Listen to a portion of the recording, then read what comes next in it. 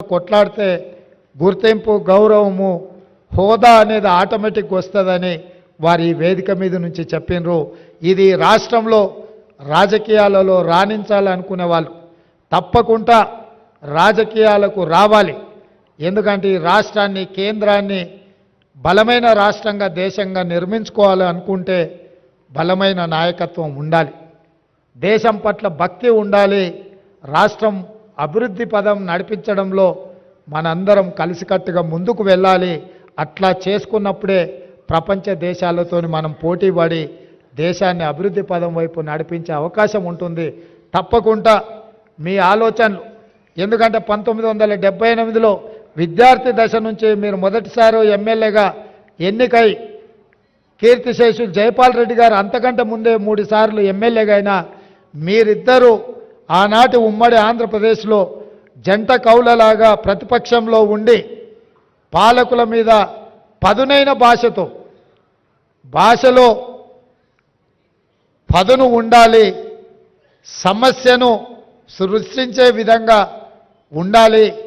అలాంటి భాషతోని సమస్యని లేవనెత్తి ప్రభుత్వం యొక్క ఆలోచన విధానంలో మార్పు తీసుకురావడానికి ఆ రోజు మీరు ఈ కార్యక్రమం మొదలుపెట్టి అక్కడి నుంచి ఉపరాష్ట్రపతి వరకు మీరు ఎదిగినరు.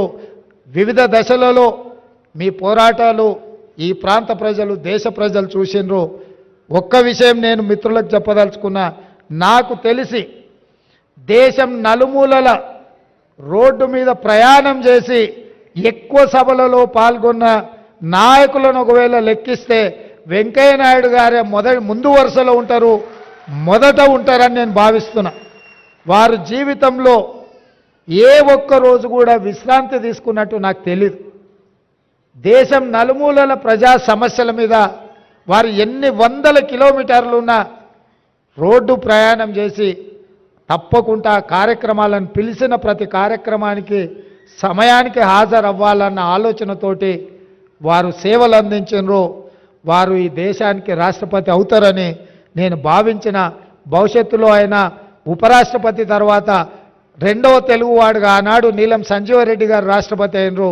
వెంకయ్య నాయుడు గారు కూడా ఈ దేశానికి రాష్ట్రపతికి ఎదగాల్సిన అన్ని అర్హతలు ఉన్నాయి. తప్పకుండా వారికి అవకాశం వస్తుందని నేను భావిస్తున్నా, రావాలని నేను కోరుకుంటున్నా. ఎందుకంటే ఢిల్లీలో మన తెలుగు వాళ్ళ లీడర్షిప్ అనేది కొంత తగ్గినట్టుగా కనిపిస్తుంది. ఎందుకంటే పార్లమెంట్ సభ్యులు చాలామంది వ్యాపకాలు ఉన్నోళ్ళు ఎక్కువ మంది వస్తుండ్రు. ప్రజా సమస్యల మీద అవగాహన ఉండి అవసరం అనుకుంటే జాతీయ స్థాయిలో ఇతర నాయకులనైనా పిలిపించి మాట్లాడగలిగిన శక్తి సామర్థ్యాలు ఉన్న నాయకత్వం తగ్గుతున్నట్టుగా కనిపిస్తుంది. రేపు జరగబోయే పార్లమెంట్ ఎన్నికల్లో అలాంటి నాయకత్వాన్ని ఎన్నుకుంటే ఢిల్లీలో మన వాళ్ళు ఎవరైనా వెళ్తే పార్టీలకు అతీతంగా ఏదైనా సమస్య తీసుకొని వెళ్ళినప్పుడు చెప్పగలిగి మాట్లాడగలిగిన నాయకత్వం ఉండడం అవసరం ఉంది. రాబోయే పార్లమెంట్ ఎన్నికల్లో అలాంటి నాయకులను గెలిపించాల్సిందిగా కోరుకుంటూ